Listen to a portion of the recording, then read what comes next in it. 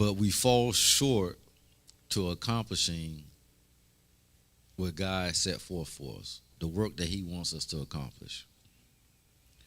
Because we always leave a back door open. We never close that door. We leave it just a little crack to where there's a little light inside that crack to where we can say, well, you know what? If things ain't working out for me, I can always go right back to that door. Mm, mm, yeah.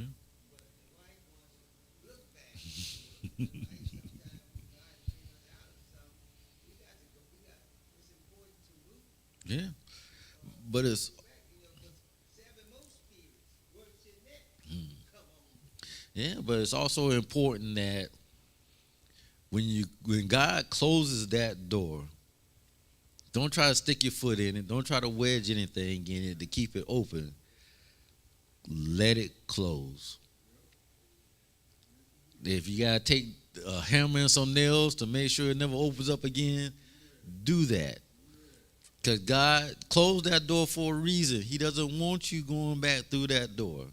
God has opened up a new door, a new path for your life that He wants you to walk through. And that's what we got to understand. And that's why Elisha was able to do that and was able to accomplish a lot in God's work. Question for you.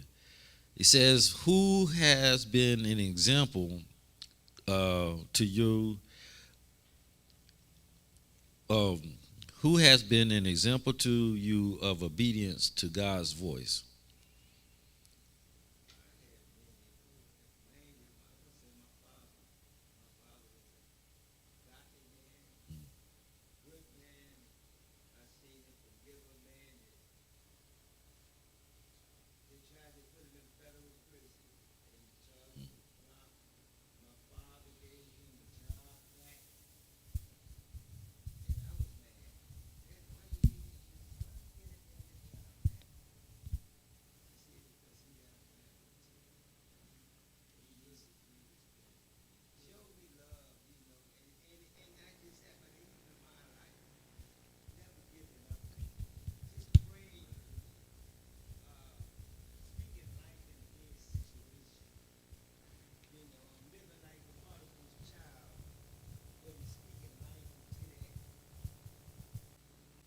Amen. Amen.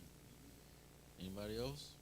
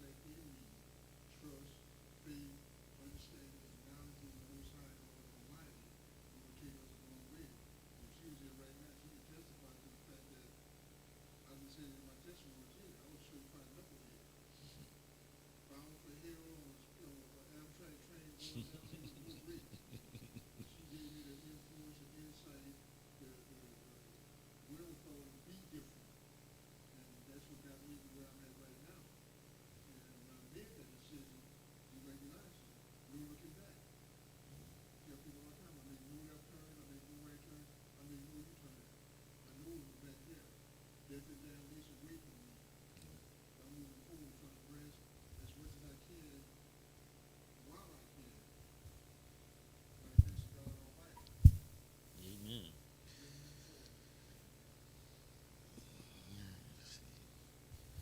Amen. Amen.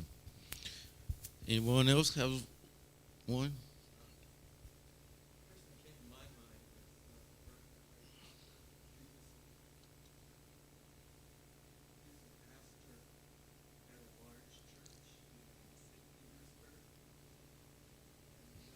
It's not working. But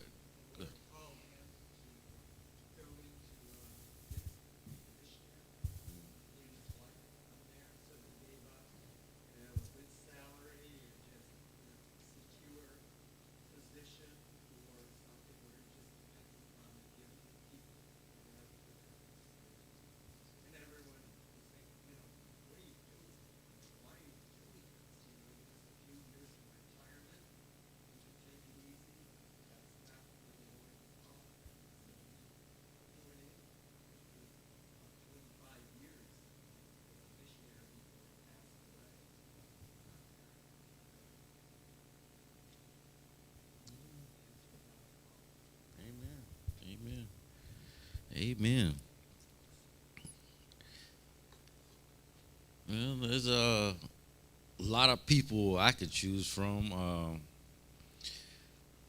I could say my granddad. He was a deacon in the church. I mean, it didn't matter what was going on in life, what was going on at home. If you stayed a weekend at their house, you guaranteed that you was going to be at church on Sunday morning. You know, and I don't ever recall in life a Sunday that he did not miss. Uh, any functions that he did not miss with the church. Uh, and then my mom and her faith and her obedience. If it wasn't for her, I wouldn't be where I am right now, because she brought me into the church. So and then you think about. I think about the great leaders of the past, Dr. King, and the words that he preached and spoke about, and there's a lot of great influence throughout our lives. And you can always tell a good person, an obedient person, obedient to God, in the way that they talk, in the way that they act.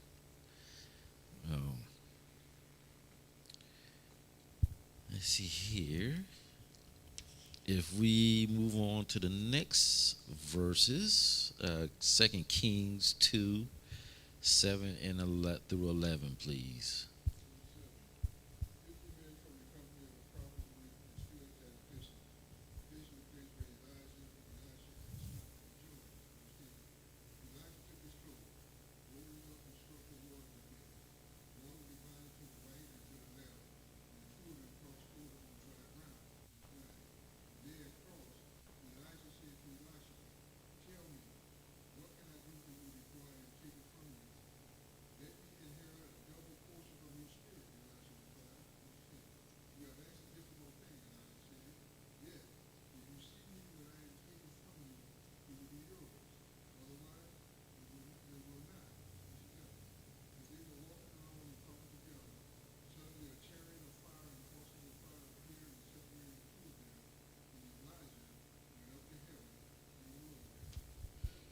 Mm, mm, mm, mm, mm.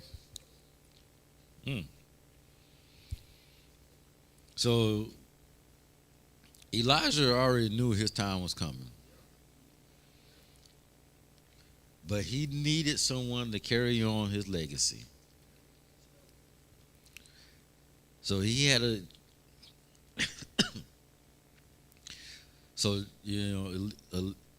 Elijah was the chosen one, and we could see this, that from what he did previously to what's going on now, to where you know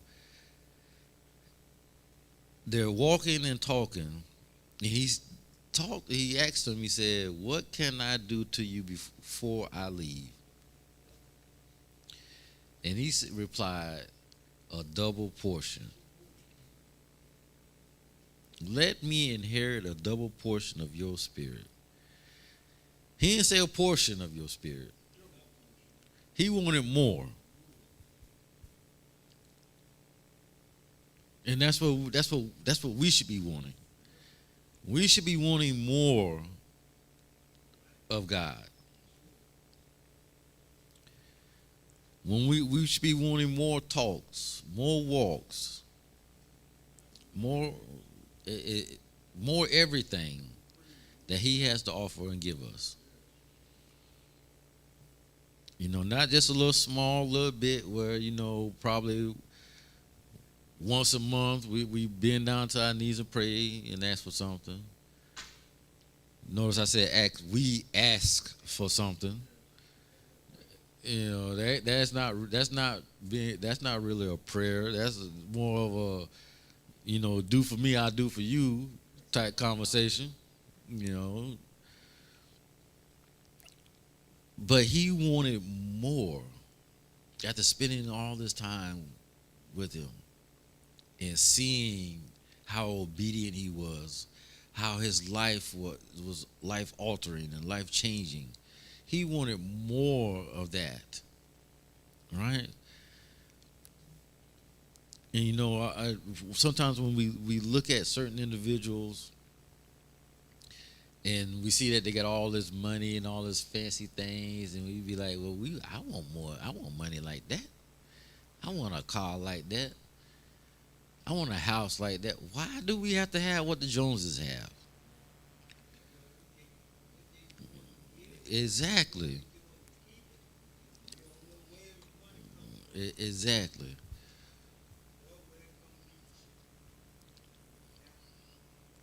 Exactly.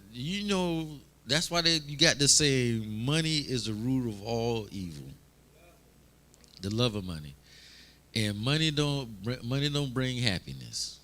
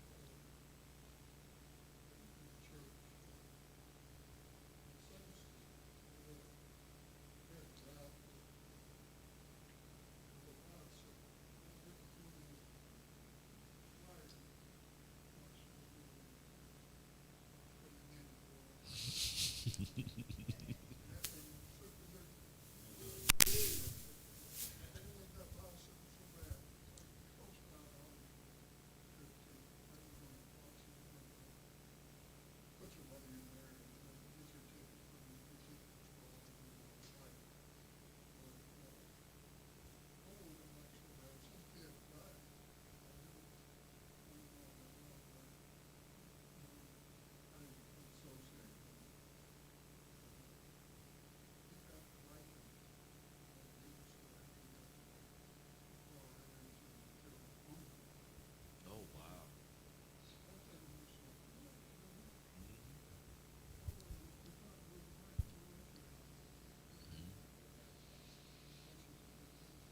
Yeah. Mm. A lot of bad things happen when you want things so much that's not supposed to be for you. So you got to be careful what you ask for. You know, is it that? Yes, yes. Uh, but like we said, that he just wanted more, and we need to have more of God in our life, and we need to stop always fighting with God about the direction that He has for our life. And when we was talking, about when Gordon brought up, people with a lot of money or nice things, having a lot of money and nice things brings on more stress, more anxiety. Yes, because they worry about how they keep in their lifestyle constantly. They worried about, is the stock market is going to take a crash? Is this going to happen or that going to happen? So do I want to be a millionaire? Do I want to be filthy rich? No, I want the life that God is giving. That's going to give me. And if He bless me that way, then so be it. But if not,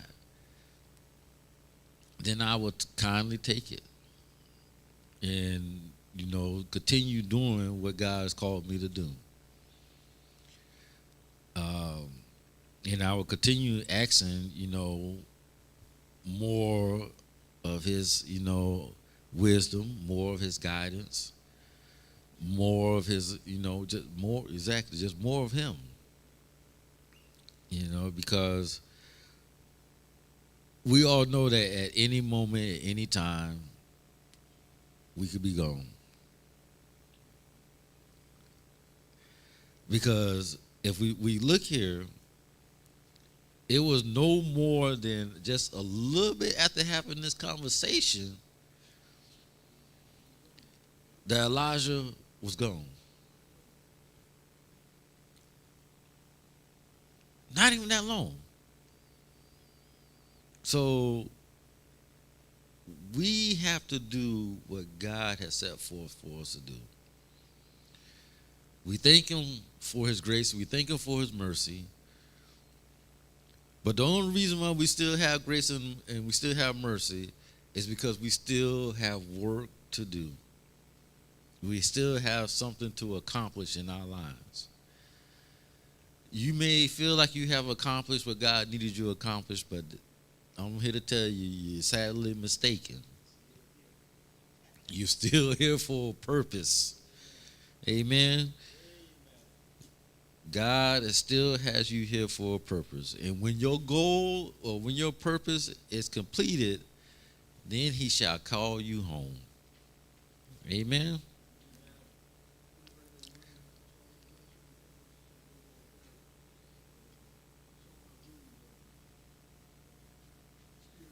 Yes.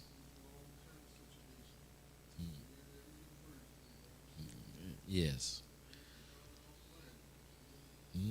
Yeah. You know.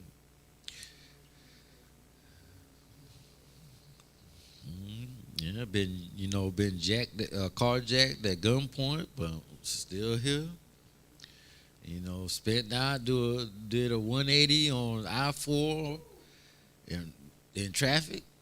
Well, still here. There's a lot of things that should have took me out, but like you said, I'm still here. So that was only by the grace of God, because he said, you know what, I ain't done with you yet. I still have things I need for you to do and things for you to accomplish. You know. So he was like, I'm gonna scare you. I'm gonna scare the life out of you, but you gonna be all right. You know. Cause I tell you, boy, when that thing hit and it started fishtailing, it just spent. All I see was just cars coming toward, and I just knew for sure we were about to get hit. I knew it, but luckily they avoided us, and we ended up on the emergency side of the road. And I think my nerves were so shot I didn't even know what to do. I just sat there I just sat there. I just sat there for a minute. And the guy that was working with me, he called our boss and told him what was going on for our boss to come bring us another tire that was just as bad as the first tire. Listen, not to get sidetracked, but this is so funny. So, yeah, he was trying to tell me something, but it was funny. So we knew that the tire that we had wasn't a good tire. But my boss like, we need you to go to Orlando. So we drove to Orlando. We drove. It was fine. So as we got done working, we was on our way back from Orlando, and that's when we had the blowout. So we sat there on the side of the road. State troopers came up, asked us if we was okay, if everything was okay. They sat there, waited with us for a little while, just to make sure. And then, I think it was about an hour and a half, my boss shows up with a tire. And this was a tire that we already told him that was no good. So he was like, this tire is fine. It's gonna, you guys gonna make it back. So he left. So we put the tire on and everything, and then we started on our journey. So it was like, well, you know what? We're not gonna get in the left lane. We're just gonna do the speed limit, and we stand in the right lane, just in case something happens. And I tell you, no more than 45 minutes down the road, that tire had a blowout. I said, I cannot believe this here. I just told you, we told you the tire was no good, and you still brought it anyway. So to make a long story short, we ended up limping on that tire all the way to a tire kingdom in, I think it was Sefner area, right off the Martin Luther King and Sefner, Valrico area. Got a new finally, and then he had to pay darn near $200 something, which he didn't want to pay, to get a brand new tire put on the truck, because that's all they had in stock. So that was a long day. I don't think we started out at like 7 o'clock that morning. I didn't get home until probably a little after 9, after all was said and done. So that day opened my eyes up. We just gotta, whew. But get back to our lesson here. A quick recap. It says, some time had passed between Elisha and Call and King, First Kings 19 and the Second King chapter 2. During that time, he had benefit for some of the on-job training. He watched as Elijah confronted Ahab, the king of Israel, with the murder of Nobath and the theft of in his vineyard. He saw Elijah call down fire and consume the king's soldiers who had been sent to take Elijah to the king. He listened to Elijah tell Azariah, the next king of Israel, that he would not recover from his injuries occurred by a fall, and that he would certainly die. These were minor events. The consequences that followed affected the nation. Elisha probably realized these things were all part of the process God used to prepare him for his calling as a prophet. Now, we all have, God is going to send somebody in your life to teach you and give you the tools, the instruction that you need to do his work. As I can see in my life and in my process, it started out with Pastor Andre, then it moved on to Pastor Sean. Deacons, you got your brother deacons that help you along in your journey, someone that you can look up to and follow. You might have other pastors or people that you ran across in your Christian walk. But God would always send you someone to point you in the right direction and to keep you going down the right path. So when that person comes, don't push them away. Don't push them away. Because when they gone and you still have work to do, what you gonna do? You just gonna go back to that cracked door that you left open and not do God's work, and then trouble befalls on you until you realize that, hey, God, I'm sorry, I messed up the first time. Send me somebody else so I get it right this time. Right?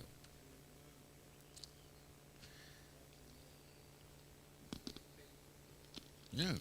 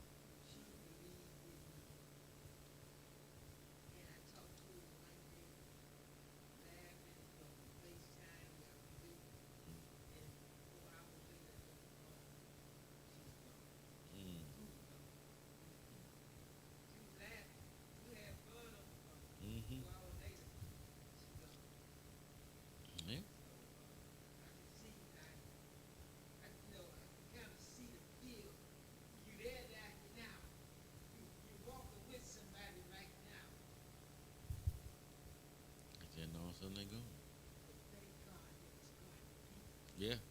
Mm, mm, yeah. God don't do things by mistake. Everything is done intentionally. Um, we have to enjoy them while they're here. Um, Sometimes you don't get second chances. Yeah. Yeah. There's a lot of people that didn't get a second chance. So we have to take that first opportunity and run with it. Don't fight it. Just al- allow God to work within us. Allow God to move us. Allow God to keep directing your path. Stop trying to choose your own direction. When you're on a fork in the road and God tells you, I need you to go right, but you like, you know what? That left looks pretty good down that way. And then that's what you do. You look at with your eyes and not with your faith. You know. Then you always think about that statement that they always tell you.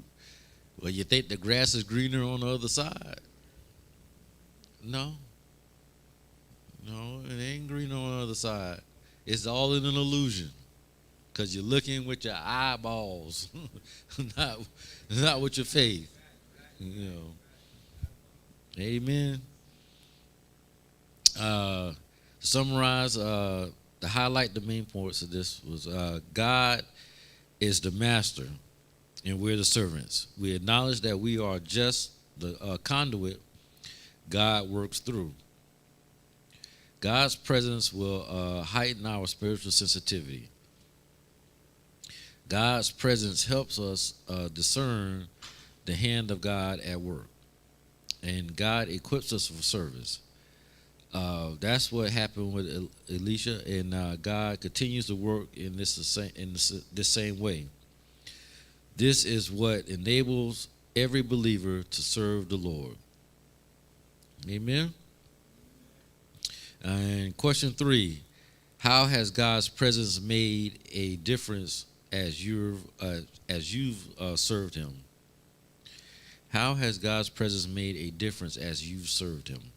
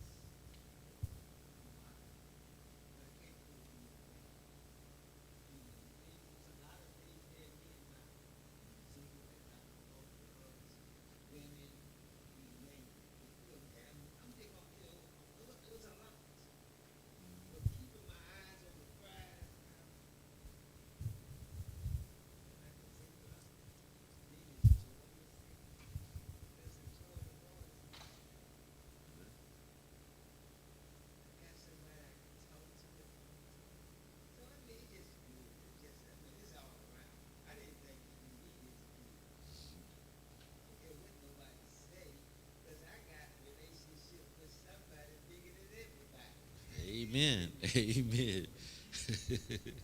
Amen.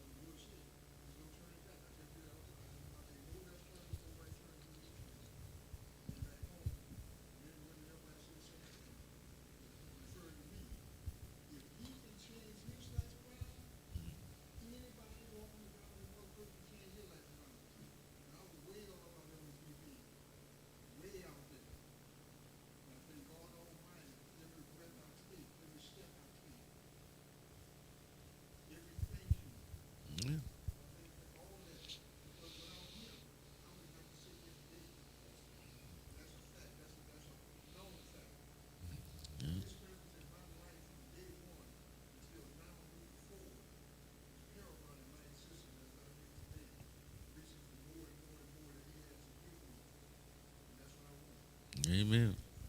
Amen. So we all know that God uses broken people.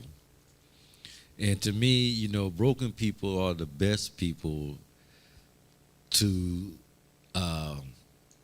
show God's work and what he can do and what he can accomplish in your life. As you know, if you know God can use a murderer or a drunk, a liar, a cheater, what can he not do with me if I just obey him and follow him and allow him to work inside of me? You know, so I love the Bible because when you look back over the lives of people that came, the ones that came, prophets, other people in the Bible that came before me, and you look at their stories and their situations and the things that they went through and how they got from there to here, it was all by the glory of God. It was all by the wisdom of God. It was all by the grace of God. It was all by the teaching of God. It was all by, God letting them know that, hey, I can change you. I can make you into a new creature. I can make it to where the old you will not recognize the new you. I will take it to a point to where you have to reintroduce yourself to your own self because of the change that I'm doing inside of you. So that's how powerful and mighty God is and how good God is. Amen. Well, I believe our time is at a close, and I appreciate you for this time. Thank you. Amen. Do we have a deacon that's scheduled to pray today?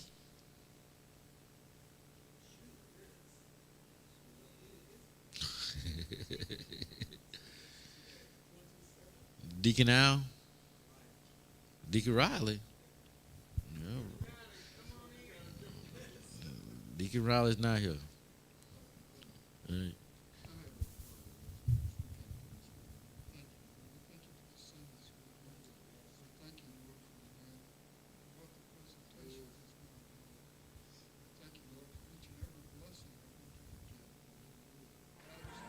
Hello, beloved New Beginnings Community Church family. We are truly grateful for your presence in our virtual sanctuary, uniting in faith and fellowship. Your commitment to worshiping with us online has brought warmth and joy to our community. As we cherish these digital connections, we also extend a heartfelt invitation to join us in person at our physical location, 401 Yelvington Avenue in sunny Clearwater, Florida. There's nothing quite like the embrace of our church family in the real world. For those who may be unable to join us physically, we welcome you to continue your spiritual journey online. Explore our virtual services and connect with us at www.tinyurl.com/NBCClinks for more information.